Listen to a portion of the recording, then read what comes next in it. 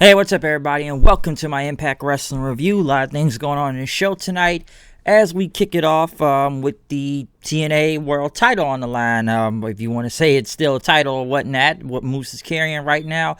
But the thing to talk about this match is Heath Slater. Well, just Heath then. If Heath can win this match, he will get a contract with Impact Wrestling, which I'm sure a lot of people are saying how Heath Slater looking real jacked up nowadays, I should say, which I think a lot of people said this before. Like anybody else that's left WWE, they automatically get jacked to the gills for some reason. And listen, this was a good match, okay? I did like this between Heath and Moose, but I think it was already telling who was going to win this match. Of course, when there's a ref bump involved and Heath hits the sweetness, I'm sorry, not the sweetness anymore, it's called the wake-up call, his finisher. The referee is down, and he tried to wake up the ref, but as he was getting Moose up, Moose ended up hitting him with a low blow after that, and Moose pretty much rolled up Heath, and which took the ref a long time, and Moose still retained the title. Okay, I didn't really think Heath was even going to win this match for his contract and whatnot. I'm sure we'll probably see him on the show next week, probably trying to sneak in the building or whatnot, or probably going to be sneaking onto somebody's show trying to get some type of contract and everything. But this was a good match between him and Moose, though. I just kind of figured Moose was going to win this because they're still doing this story of Heath trying to get a contract right now. But then again, they kind of did this back a few years ago and SmackDown with Shane McMahon, so I'm sure he's just going any company. I still feel like Heath's going to be showing up to more companies than Impact, trying to get some contract with somebody right now. But like I said, it was kind of telling who was going to win, but this was still not a bad match. But like I seen a lot of people comment tonight that Heath Slater just looks jacked to the gills right now, which some would say, going back if you look at all three of the 3MB members, from him, McIntyre, and Jinder, they all immediately get jacked to the gills somehow. But hey, just hey, work out, I guess, or some people are gonna say steroids. But I feel like we're gonna be seeing Heath again on this show or somebody's show. But I feel like he'll be back next week. Next, they went over their new, I guess, pay-per-view theme show. We haven't done this in a while with Impact, and they've actually done good on these shows because we've seen stuff like, well, Rebellion was a real pay-per-view. We just had to put it out on TV for 2 weeks, and shows from Uncaged they've had, and Redemption, and Under Pressure. That Impact has had these like little pay-per-view theme shows, but now the new one is called Emergence, and it's going to be happening in 3 weeks or 2 weeks, I believe. And the match that they did announce was the Knockouts title on the line, Deonna Purrazzo and Jordynne Grace, which is, I'm sure it's going to be a great rematch since the one they had a few weeks ago at Slammiversary was really great. Some say it was the match of the night. I'm sure they're going to put on a good one. But Emergence is supposed to be a 2-week thing that's going to be happening on this show. So Impact has done good on these pay-per-view themed shows in the past, and I'm glad they're bringing it back since they don't really have a pay-per-view in a long time until Bound for Glory, and that's not until October. So at least they're trying to do something to get people to watch the show again, I should say, because I actually thought that was good. You're building up to something. It's not a pay-per-view, but it's like a little mini TV pay-per-view for like 2 weeks, and for 2 hours of the show in general. So like I said, if it worked for Rebellion and others before, I'm sure it could work again depending on the build and how that'll go. But next, though, we got Willie Mack, who's being interviewed about Rich Swann's announcement tonight, as they were asking him about an update on him, but he didn't really have any update. And he's going to keep the news close, since Rich is keeping it there. And he was disappointed when Eric Young jumped him at Slammiversary and tried to take him out. And he's not going to say things about Eric Young because he doesn't want to say it. But Max says he's going to be there for Rich Swann tonight. And we're going to hear his announcement when everybody else says it. Next, we then went to EC3, who cut another promo talking about what he's done in TNA and how he's felt punished. And punished by, the Impact fan base, and how TNA was mismanaged, and there were multiple clips of him like arguing with officials in the past, Dixie Carter or John Gaborik. People got tired of that motherfucker. Billy Corgan and others, and pretty much EC3 said that he felt punished when companies trying to control Impact and everything. Well, maybe just TNA, or if when they, at that time they had to battle the GFW idiots. But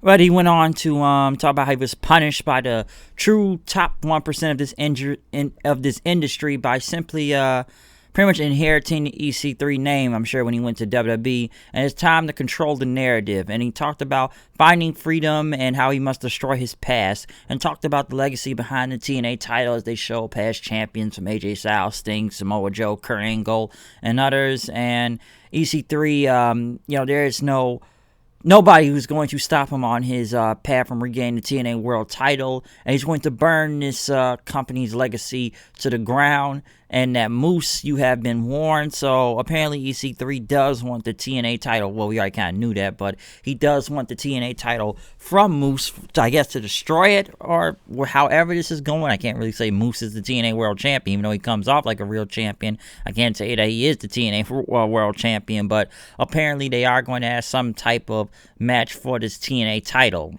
and whatnot. So I'm assuming that's going to come sooner or later with EC3.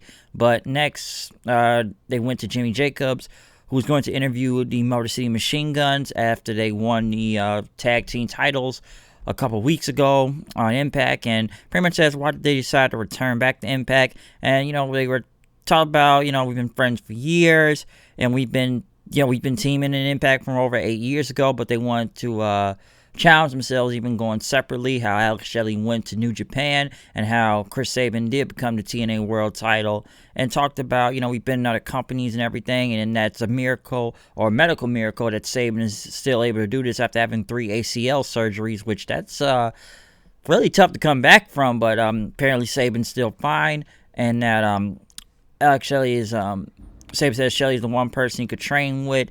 And, we've got chemistry, that we're still the Motor City Machine Guns. And, we might, we can take on anybody, can compete with anyone in the current tag team scene. And even, they named from teams from like the Rascals and TJP and Fallah Bahh, and even the North. As the North came out, Josh Alexander pretty much went out to say that, listen, we were never given our chance to tell our story when we were the champions for over a year, and you guys get an interview after just winning the titles for a couple weeks now. Josh Alexander pretty much went on to say that the North were at the top of the mountain, and he gave the Guns credit for beating them, but Ethan Page looked on and started saying they did not beat the North. They beat 40% of the North, okay, as Ethan Page is yelling about this and talked about we don't turn down any type of challenge, but they said that they have destroyed the entire tag team division, and pretty much Alexander tried to calm down Page, that we will get our rematch soon for those tag team titles because it's in our rematch clause. And actually I said, okay, good, you guys will get your title shot and everything. And pretty much they said that Ethan Page looks like Rick Martel, and Josh Alexander wants to be Rick Steiner Jr. right there. As they said, you can get a shot whatever you want. And Alex Shelley says, why don't we do it right now? But Ethan Page, no, because last time you beat like 40% of us, okay? And we're not ready yet. But we lost it at Slammiversary. We didn't have time to prepare for this. But you will get the North at 100% on our terms, okay? And you'll get that rematch. And they're going to do that rematch at Emergence. So that's going to be a great tag match when that happens between the North and the Machine Guns. It was a great match a few weeks ago, and I think it'll be even better in a few weeks when we do this Emergence show. So watch out for that. Not a bad segment, I say, especially from the North. Really good on the mic. Kimberly, who actually just signed with Impact Wrestling today, to what I've read now, was talking to Deonna Purrazzo as she was at the makeup table, which I keep hearing that Deonna Purrazzo is not under contract. I'm not sure if that's true, because why is she even the champion then? But she's doing a great job right now. But Kimberly pretty much says, listen, you got a match with Jordan Grace in a few weeks at Emergence, but how about if she doesn't make it there? And how about this? I take her out, you give me a title shot. Deonna got up and said, deal. But next up, we went to Wrestle House. Now, I said a lot of things about Wrestle House last week. Listen, I don't hate Wrestle House. I think some of it's actually funny, but I feel like the problem, again, as of last week when it debuted, they're playing too much of the show, because they went to Taya as she's still trying to get out, and as she is trapped, in this wrestle house. I had to take care of that phone call, so ignore the ringing from in the background a minute ago. But as I said, she's still stuck in there, and I guess she got everybody around. Says there's some BO going around, and I like how Johnny Swinger said, "BO, you mean Bob Orton's here?"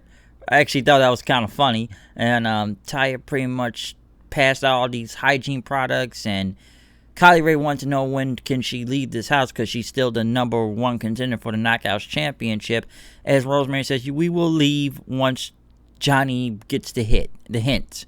And Alicia pretty much went on to try to tell Susie that about Ming, because I guess cousin Jake there likes her and everything. And Swinger's trying to hit on both of them, which pretty much they call Tommy Dreamer up, and it says match time and everything. So we get a handicap match then, which I'm not going to say this was much of a match.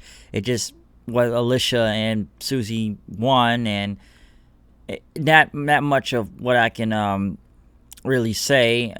I don't know what to say about this. This was just not good. Can't say it was much of a match anyways, but it was something out there. Alicia just, I don't know, because I guess he's trying to help Susie give her hints on Min now or something. This Kylie Rae, I guess, still trying to get out and try to give her hints about this whole thing. It's odd. I kind of thought what was next. They played a flashback, and it's when Sami Callihan had won the title. Back in October against Brian Cage for the world title. I'm kind of glad they just kind of ended the clip off of there when he just won the world title and didn't play with after, because honestly, when I go back and think about it now, when Sami Callihan won the world title, it was almost like the beginning of the end for him, because what happened immediately as soon as he won the title, and it kind of ruined his moment because of Tessa, and we all know what was going to happen a few months later then, right after that, and I'm just kind of glad they ended the clip from there, because she's gone now, thank God. And they still need to kind of fix Sami Callihan. But then again, I heard this whole hacking things on his own accord right now. But I don't know. I still feel like he should have got a rematch for the world title, though. They then went to Carl Anderson and Doc Gallows as they were, I guess, walking out to their car. I guess they would get some more beer. And certainly they broke in their car and left the beer bottles open, as I guess some security came up, said that it's illegal in this county to have an open container in public. Ace Austin pretty much came in, pretty much calling them booze hounds. Gallows had grabbed Ace, tried to choke him, but some cops showed up and ended up arresting Luke Gallows. And pretty much Carlos Anderson said this is a setup and everything. They had another video for Brian Myers coming soon. Next, Eddie Edwards came out for his title defense, of course, for the world title, being a fighting champion. Sami Callihan accepted the challenge, as when he came out, RVD was standing right there, and he hit him with a chair and started beating him up, and Katie Forbes stood there and twerked. I don't think her ass is real. Something about the jiggle does not make sense, but I am not an expert. You have talked to a lot of other experts, but then again, I think I've seen enough to know what I'm talking about, too. But security pretty much broke away RVD before he walked off. Sami Callihan still came out and accepted the match against Eddie Edwards. Now, I know this is an open challenge and everything, and it's not a bad match, but I don't know, man. Just given their history and everything, and why Eddie Edwards is even dressed like this right now is because of Sami Callihan hitting him with, the eye with the baseball bat. And yeah, I like Callihan, but he's in this hacker thing now, and he's not the OVE Callihan from like a year or two ago. So I didn't hate the match or anything, and it kind of gives Callihan out just because RVD attacked him. And he was actually going to use a chair on Eddie, but he threw it out, and Eddie ended up hitting the Boston Knee Party on him 2 times, the front and the back, for the win. So, like I said, it was a good match. I just felt like when you put these two back together, it just needs to be some build-up behind that. I know Eddie Edwards is just getting wins right now and trying to be different than just crazy Eddie and everything. And this was, he's being the fighting champion, but I feel like you saved something for this for a while, for another time. But Callahan's kind of not a heel right now, so I'm still kind of wondering where they're going with Sami Callihan. Eddie Edwards, they're just trying to build him with at least credibility of being a world champion right now, which is pretty good. Callihan, he's just in a bad spot. They then went back to Kylie Ray, I guess, trying to tell, Johnny Bravo, I guess he left the house. Ty and Rosemary wonder where he went since Kylie told him to leave. And, Kylie said, take a hint. But Rosemary yelled, and Tommy Dreamer said, match time. This was actually a match right here, but then when they start doing this whole I got your nose thing with Rosemary, and she says, what sorcery is this? Which I actually thought was funny, but then again, didn't make no sense. And then she got distracted by Johnny Bravo since he showed back up, and Kylie Ray ended up hitting a super kick for the win.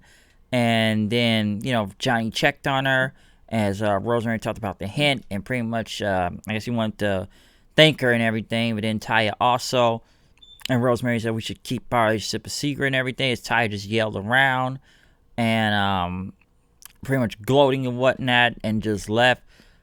I don't know, like I said, it's just too much Wrestle House. I don't hate the Wrestle House thing, and I actually think it's funny, and I see a lot of positive comments about it, but at the same time, don't play too much of it. That's what I mean. Just keep it to one segment, and that's it. I feel like, I'm not saying it's taking up half the show, even though I feel like it took up a lot of the show last week, but just put a little on. Don't put too much on of it, okay? It just gives it away too much on a couple things. I would like the match time thing if it was actually a match than the goofy kind of shit that's going on. So I'm not sure where they're going with this, but I'm not saying it's bad, but at the same time, I'm someone want half of these guys to get back out of the house now. Carl Anderson was on the phone with Luke Gallows and pretty much said he's going to get him out of jail. Ace Austin started gloating.